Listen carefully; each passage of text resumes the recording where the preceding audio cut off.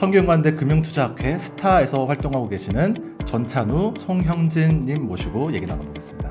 안녕하세요. 저는 성균관대학교 금융투자학회 스타 47기 학회장을 맡고 있는 전찬우라고 합니다. 안녕하세요. 저는 부회장을 맡고 있는 송영진이라고 합니다. 저희가 연구하고 있는 쪽은 상장시장의 우리나라 국내 주식이라고 봐주시면 될 것 같고, 저희 학회명은 이제 스타라고 해서 초성을 딴 건데, 성균관 Traders and Researchers라고 그래서 이제 금융업에 대표되는 이제 직종인 뭐 트레이더나 리서처 쪽으로 이제 진출하고자 하는 학회원들의 열정과 열망을 담은 학회라고 봐주시면 될 것 같습니다. 저희 대표적인 활동은 크게 뭐 세 가지가 있는데, 이제 주로 리서치, 주식에 대해서 리서치 보고서를 작성을 하고, 그 리서치 보고서를 가지고 이제 한 2주에 한 번씩 개최되는 세미나에서 해당 종목을 피칭을 합니다. 세미나에서 발표된 종목들을 토대로 저희가 펀드 운영을 하는 이 세 가지를 하고 있는데, 최근에는 저희가 계속해서 참가하는 대회들이 몇 가지 있습니다. KEYSS라는 대회가 있는데, 저희가 작년에 상하반기 모두 우승을 차지했고, 그리고 뭐 DB에서 개최하시는 모의투자 대회에서도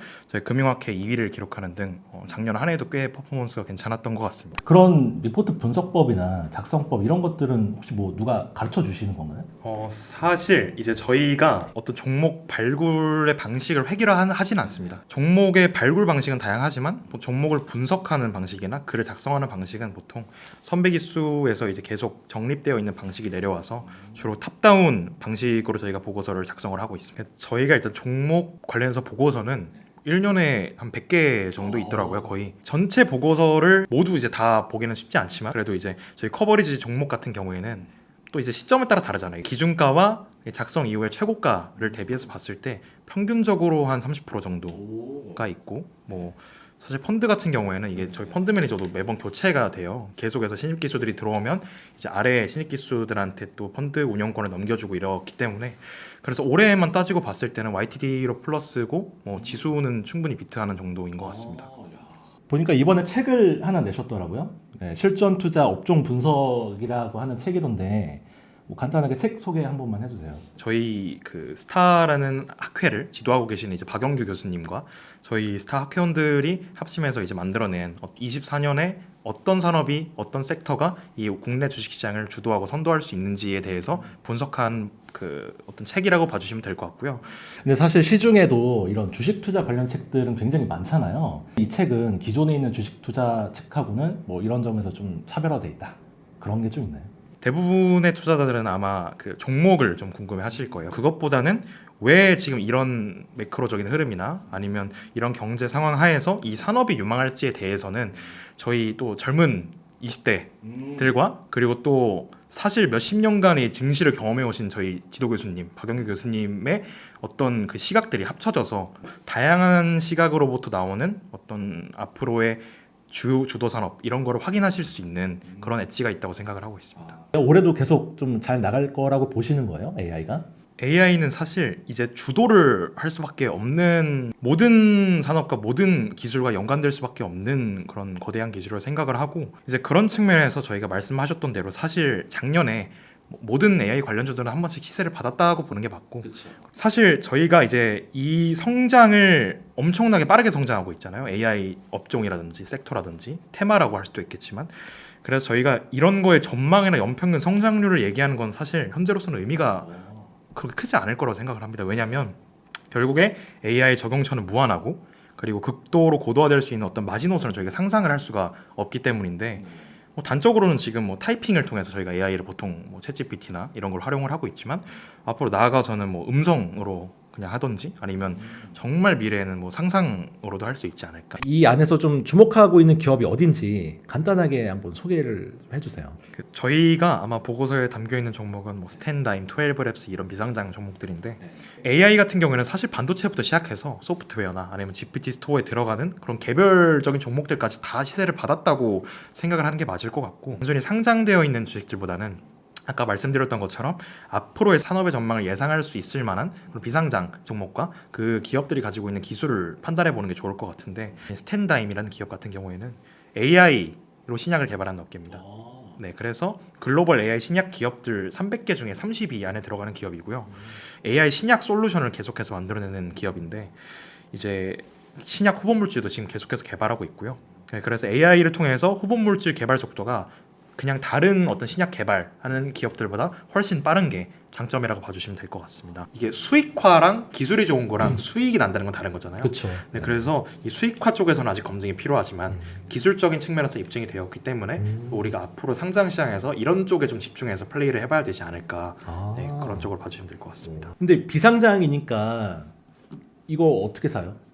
어쨌든 이제 이거를 통해서 향후로 좀 지켜보자, 향후에 어떤 가능성이 있는지 보자를 저희가 이제 주 목적으로 제시해드린 거지만 물론 이거를 사고 싶은 분들도 계실 수 있기 때문에 기본적인 방법이긴 하지만 이제 장외주식 브로커 분들이 계시잖아요. 장외주식 사이트 같은 데도 있고 이런 데 투자하는 펀드들도 있기 때문에 그런 쪽으로 출자나 아니면 뭐 개별적으로 이제 비상장 주식을 매매한다든지 그런 시도도 해보시면 괜찮을 것 같습니다. 사실 기술적인 부분에서는 충분하지만 비상장 기업들 같은 경우에 투자 사이드에서 어떤 팔로우업은 조금 어려운 감이 있기 때문에 기술적인 부분에 조금 집중을 하시고 뭐 팔로우업 같은 경우에는 뭐 회사 쪽과 뭐 메일이나 이런 거를 좀 소통해 보시면 될 것 같습니다. 올해 반도체 시장의 강세를 예상하는 이유가 뭔지 그게 좀 궁금해요.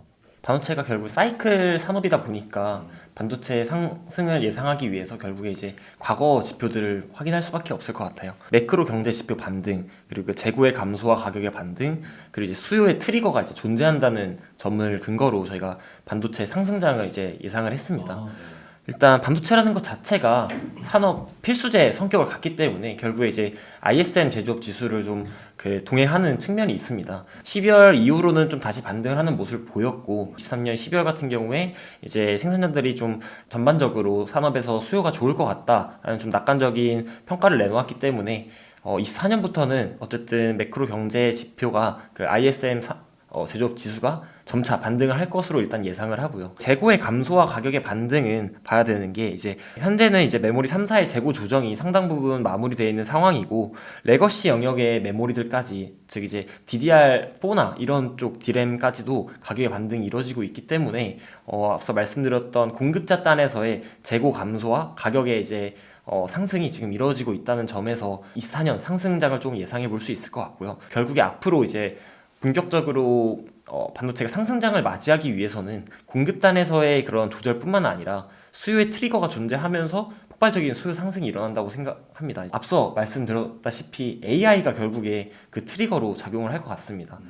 저는 일단 레거시 영역에 이제 소재 부품 쪽을 많이 좀 가야 되지 않나라고 생각을 하고 있습니다. 이게 근거들을 좀 제시해 드리자면 일단 첫 번째로는 HBM 관련 그런 특히 후공정 쪽 장비주들의 지금 멀티플이 굉장히 높은 상황입니다. 멀티플 측면에서 지금 굉장히 좀 이례적으로 주요 장비사와 주요 소재 부품사를 비교해 봤을 때 거의 몇십 배 이상 차이 나는 그런 상황이거든요. 지금 주요 장비주의 평균이 지금 거의 한 30 가까이 되는 상황인데 선행 PER 기준으로 그렇습니다. 12months forward PER 기준으로 지금 30 정도 되는 상황인데 소재 부품 같은 경우에 지금 15가 안 되는 지금 거의 2배 이상 차이가 나 있는 상황이라서 사실 굉장히 큰 차이라고 생각을 하거든요. 지금 16년도부터 23년, 22년까지 봤을 때 몇 배로 이렇게 차이 난 적이 지금까지 한 번도 없었기 때문에 지금 이 상황에서 소재 부품주의 매력도가 굉장히 높다라고 판단하고 있습니다.